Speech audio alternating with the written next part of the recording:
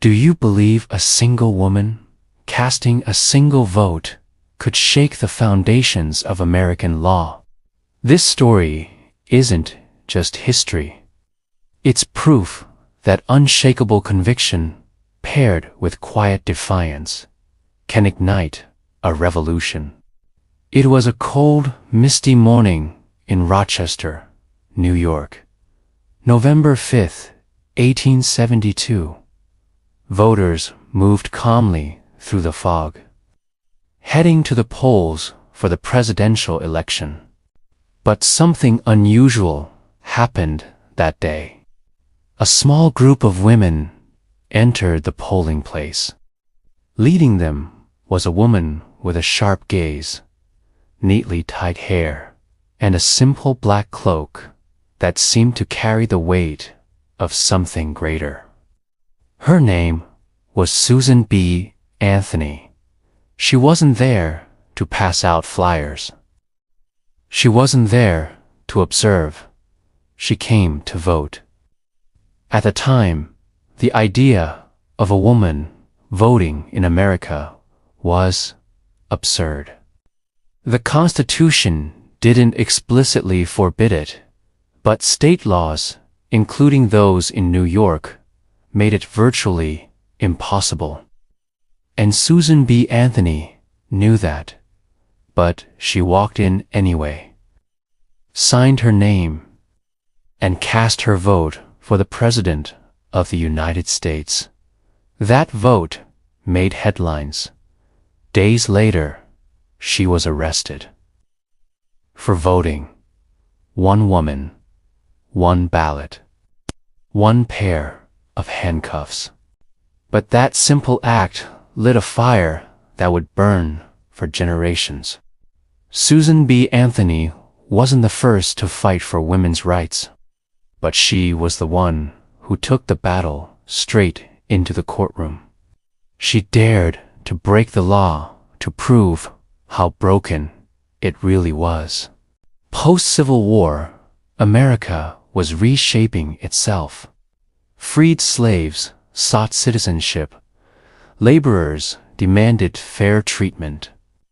Farmers rallied for reform. But women, they were still treated as second-class citizens. No vote, no legal autonomy. In many cases, not even control over their own wages or children. In this climate, Susan B. Anthony moved like an arrow flying against the wind. Her message was simple. Women deserve to be heard. Her story wasn't just about one vote. It was about a lifelong journey of resistance, belief, and a refusal to settle for silence. Who was this woman? What made her so fearless? And what did that one act of voting leave behind for the next century? Susan was born in 1820 in Massachusetts to a Quaker family that believed deeply in equality. From the start, she was raised to think independently, speak truthfully, and question everything, even scripture. Her father, a cotton mill owner, taught her math, reading, and how to think for herself. While other girls were taught to become proper wives, Susan was taught to challenge the world. As a young woman, she became a schoolteacher.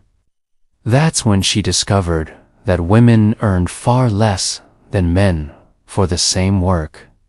Disillusioned, she left teaching behind and turned to activism. She started in the temperance movement, hoping to curb the domestic violence fueled by alcohol. But it didn't take long for her to realize women couldn't fix society if they had no political voice. Then came Elizabeth Cady Stanton, a radical mother of 7. The two became inseparable. Stanton wrote. Anthony organized. For over 50 years, they were the dynamic duo of the women's suffrage movement. Together, they founded The Revolution, a newspaper that tore into unjust laws and called out politicians. They weren't just fighting for voting rights. They were fighting to dismantle an entire system of gender-based inequality. In 19th century America, women couldn't own property after marriage. They couldn't keep custody of their children.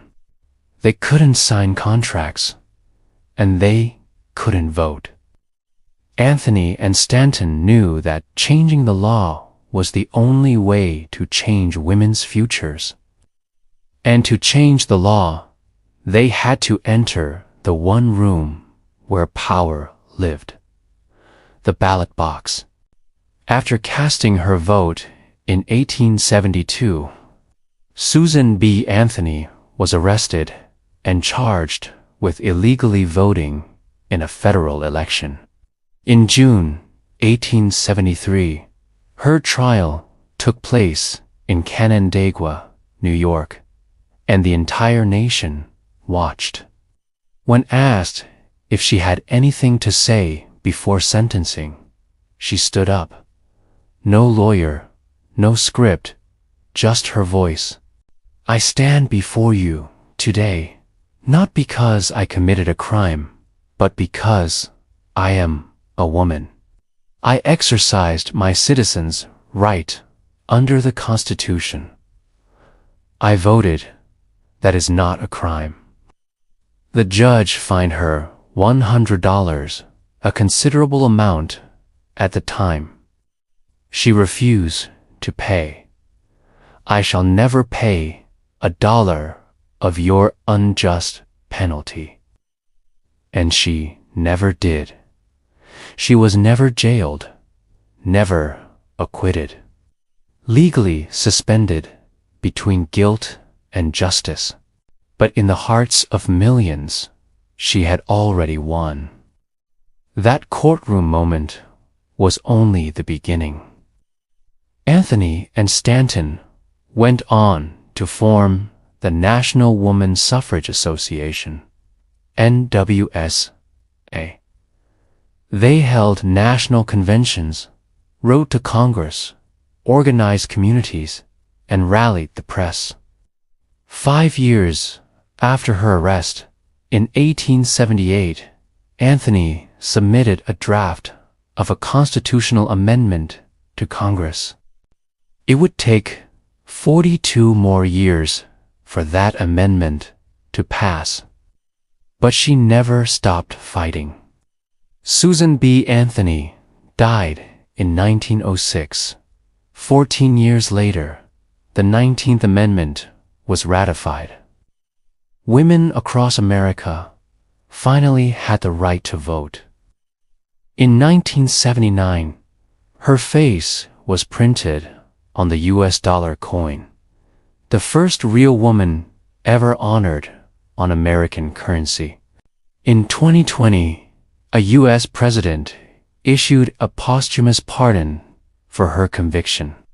But Susan had always said, I never committed a crime, so I don't need a pardon.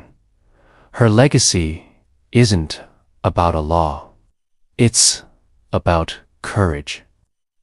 She showed us that big changes begin with small acts of bravery, that one voice can shatter silence. But the story doesn't end there. Susan was one of many. Some names we know, many we don't. Women of color, immigrant women, poor women. They, too, fought quietly and fiercely. Her story reminds us, rights mean nothing if we don't use them. Justice means nothing if it's only for some. Today, the question isn't, can women vote? It's, are all voices equally heard? Do we stand up for those still silenced? And when injustice stares us in the face, do we speak out or stay silent? Susan B. Anthony broke the rules to reveal the truth. Not just for one vote, but for a generation without a voice, and maybe, just maybe, ... This isn't the end of the story. If Susan's story moved you, hit like so her courage reaches more hearts. Share this video with someone who needs to remember that one act of bravery matters. And Dan T, forget to subscribe for more modern parable stories that remind us that every step of defiance against injustice is a step toward freedom. Because sometimes one story is enough to break the silence of centuries.